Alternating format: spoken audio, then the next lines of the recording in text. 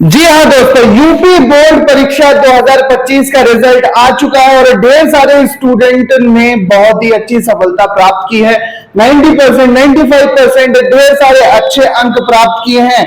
तो ऐसे सभी स्टूडेंट्स को उनके भविष्य के लिए एग्जाम से फेमस यूट्यूब चैनल की ओर से ढेर सारी शुभकामनाएं।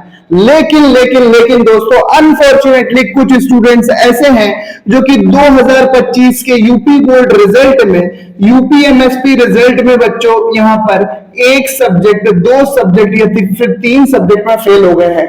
या कुछ ऐसे स्टूडेंट्स भी हैं जिनको लगता है कि भैया नंबर हमारे उम्मीद से बेहद कम आए हैं, जितना अच्छा हमने लिखा था, जितने अच्छे से हमने प्रेजेंटेशन की थी, उतने अच्छे नंबर हमें नहीं मिले, हमें हमारी मेहनत के हिसाब से नंबर नहीं मिले। ऐसे ढेर सारे कमेंट्स हमारे चैनल पर हमको मिले हैं। तो उनके लिए क्या सॉल्यूशन होने वाला है आज के इस वीडियो में हम पूरा बताने वाले हैं। इसलिए वीडियो को लाइक कर दो, एक प्यारा सा कमेंट या अपनी प्रॉब्लम का जो भी कमेंट है वो आप हमें कमेंट बॉक्स में जरूर लिखें ताकि उसका स्पेसिफिक सॉल्यूशन दिया जा सके। तो बच्चों, हम जानते हैं कि हमारे पास यूपी बोर्ड में दो क्लासेस होती हैं, एक क्लास 10th और दूसरी क्लास 12th। 10th में हम बात करें तो यहाँ पर हमारे पास 6 सब्जेक्ट होते हैं, कुल 600 नंबर का हमारा पेपर होते हैं। और यहाँ पर जो 12th का एग्जाम है वो 500 नंबर में पूरी परीक्षा होती है, मतलब यहाँ पर 5 विषय होते हैं। अब ये विषय अलग अलग छात्रों के पास अलग अलग हो सकते हैं, वो चीज आपको पता है कि आपके पास कौन से विषय हैं। बच्चों, बात करें 10th की, तो 10th में ऐसे बच्चे जो 1, 2 या 3 से अधिक विषय में फेल हुए हैं, उनके लिए क्या है, 10th वाले ध्यान से सुनना।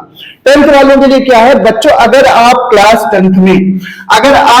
10th में एक विषय में फेल हो तो आपका रिजल्ट यहां पर पास ही लिखा होगा।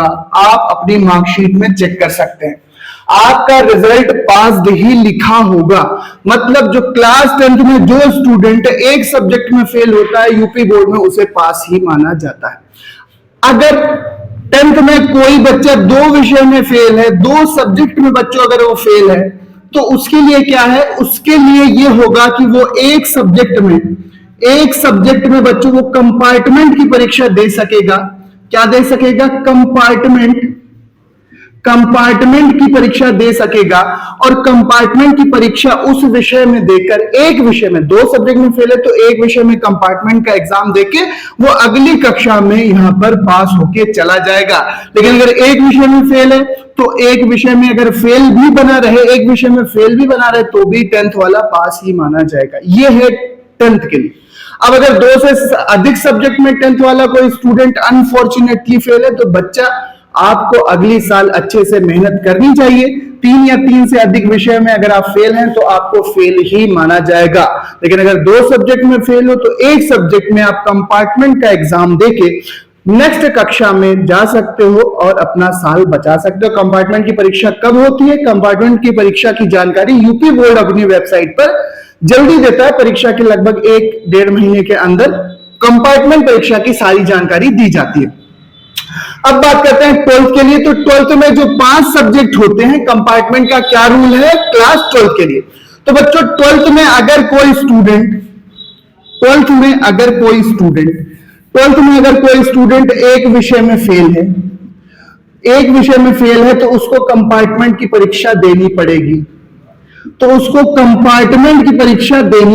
वो कंपार्टमेंट की परीक्षा देकर पास हो सकता है, अपनी साल बचा सकता है।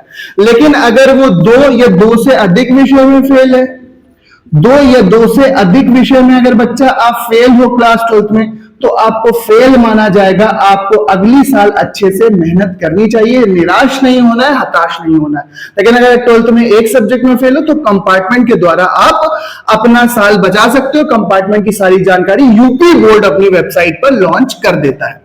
यह हो गई बात जो स्टूडेंट 1, 2 या 3 विषय में फेल है 10th और 12th के लिए। नंबर कैसे बढ़ाए भैया, हमने सोचा था कि 75% आना चाहिए, आ गया आपके 55%। किसी ने सोचा था भैया मेरे तो 90% नंबर आने चाहिए, लेकिन आपके आ गए 75% नंबर। ऐसी स्थिति के लिए क्या करना है, इंप्रूवमेंट एग्जाम क्या होता है या नहीं होता है यूपी बोर्ड में, ये आपको पता करना है। और स्क्रूटनी क्या होती है, कॉपी रीचेकिंग क्या होती है, हम अपनी कॉपी को कैसे रीचेक करा सकते हैं, ये भी जानकारी हम आपको देने वाले। इसलिए वीडियो में बने रहो। अभी तक लाइक नहीं किया है तो वीडियो को लाइक करके अपने दोस्त को जरूर शेयर कर देना और अपनी समस्या जो भी आपको प्रॉब्लम आ रही है आपके रिजल्ट से रिलेटेड वो हमें कमेंट बॉक्स में जरूर बताना। यह हो गई कंपार्टमेंट की जानकारी। अब बात करते हैं नंबर बढ़ाने के लिए आपको क्या करना है। नंबर बढ़ाने के लिए आपको क्या करना है बच्चों? तो नंबर बढ़ाने के लिए आपके पास दो तरीके हैं। एक तो है स्क्रूटनी। स्क्रूटनी मतलब कि कॉपी रीचेक आप करा सकते हो, कॉपी रीचेकिंग। कॉपी रीचेकिंग के लिए आप करा सकते हो। और दूसरा होता है इंप्रूवमेंट एग्जाम कि भाई इस बार मेरे अच्छे नंबर नहीं आए तो क्या मैं अगली बार फिर से इंप्रूवमेंट एग्जाम देके क्या नंबर बढ़ा सकता हूं? क्या नंबर मैं अपने बढ़वा सकता हूं इंप्रूवमेंट एग्जाम देके? ये आपको मैं बताने वाला हूं। तो भैया कॉपी रीचेकिंग क्या है? मान लीजिए आपको, इग्नोर द वॉइस, आपको लगता है कि आपके मैथ में नंबर आना चाहिए थे 90, आपके आ गए 75। आपको लगता है आपके फिजिक्स में नंबर आने चाहिए थे 75, लेकिन आपको मिले हैं केवल 50 नंबर। आपको लगता था कि मेरे हिंदी में आने चाहिए थे 90, आ गए आपके 45। और आपको लगता है कि भैया हमने तो लिखा था अच्छे से, फिर ये कहां पे गड़बड़ हुई? लगता है कॉपी चेकिंग में गड़बड़ हुई। तो 500 रुपए प्रति विषय, 500 रुपए जो पिछले साल तक की फीस थी, 500 रुपए प्रति विषय की फीस देकर आप अपनी किसी भी विषय की स्क्रूटनी करा सकते हो। आप एक या एक से ज्यादा विषयों की, एक या एक से अधिक सब्जेक्ट्स की स्क्रूटनी करा सकते हो, कॉपी रीचेकिंग करा सकते हो।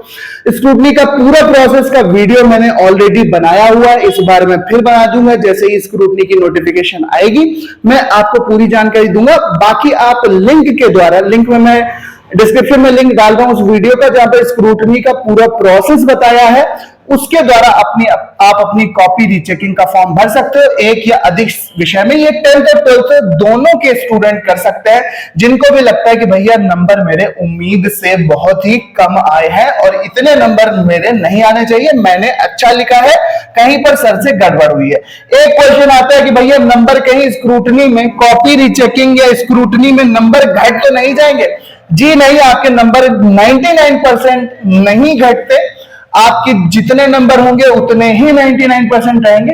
अगर कहीं पर सर से गलती होगी वो कॉपी आपकी पुनः खोल के देखी जाएगी, कहीं पर कोई पेज तो नहीं छूट गया है, कोई क्वेश्चन तो नहीं चेक होने से छूट गया, कहीं आपकी कॉपी का पेज अलग तो नहीं हो गया जिससे आपको कम नंबर मिले हैं जबकि आपने लिखा अच्छा था जैसा कि आप सोच रहे हो। तो कॉपी आपकी अच्छे से देखी जाएगी। अगर वहां पर आपको नंबर बढ़ेंगे तो उन नंबरों को प्लस कर दिया जाएगा और आपके नंबर बढ़ जाएंगे, लेकिन जनरली नंबर घटते नहीं है, इससे आप निश्चिंत रहो। स्क्रूटनी का रिजल्ट लगभग 1-1.5 महीने के बाद यूपी बोर्ड की वेबसाइट पर ही आता है। इंप्रूवमेंट एग्जाम, भैया कुछ बच्चे ऐसे भी सोचते हैं कि भैया 12th में हमारे मैथ में कम आ गए, क्या हम मैथ का इंप्रूवमेंट एग्जाम दे सकते हैं? क्या 10th में हमारे साइंस में इतने कम है, अगर साइंस में 75 आ जाते तो मेरे 90%, 95 आ जाते तो मेरे टोटल 90% बन जाते। तो ऐसे भी विचार स्टूडेंट सोचते हैं कि भैया क्या हम इंप्रूवमेंट एग्जाम के द्वारा अपने मार्क्स को, अपने नंबरों को बढ़ा सकते हैं, इंप्रूव कर सकते हैं?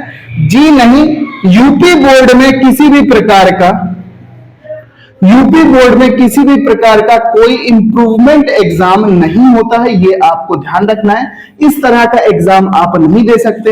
आप अपनी कॉपी की स्क्रूटनी करा सकते हो, मतलब कॉपी रीचेकिंग करा सकते हो, और आप कंपार्टमेंट परीक्षा दे सकते हो। हाई स्कूल में जो स्टूडेंट 2 विषय में फेल हैं वो एक में कंपार्टमेंट भर के अपना साल बचा सकते हैं, और इंटरमीडिएट के जो स्टूडेंट एक विषय में फेल हैं वो उस विषय की कंपार्टमेंट परीक्षा यानी पूरक परीक्षा देकर अपने साल को बचा सकते हैं। ये जानकारी थी मोटी मोटी, आपको अच्छे से समझ में आ गया होगा। अभी भी कोई डाउट है तो हमें कमेंट बॉक्स में जरूर बताना। नेक्स्ट वीडियो इंपॉर्टेंट स्क्रूटनी का प्रोसेस वीडियो में लगा दूंगा डिस्क्रिप्शन में, उसको जाकर देख लो। बाकी इंपॉर्टेंट वीडियोस, इंपॉर्टेंट जानकारी मैं आपको देता रहूंगा। चैनल को सब्सक्राइब करके जरूर रखना, अपने दोस्तों को जरूर शेयर करना। मिलते हैं नेक्स्ट वीडियो में। धन्यवाद एंड ऑल द बेस्ट।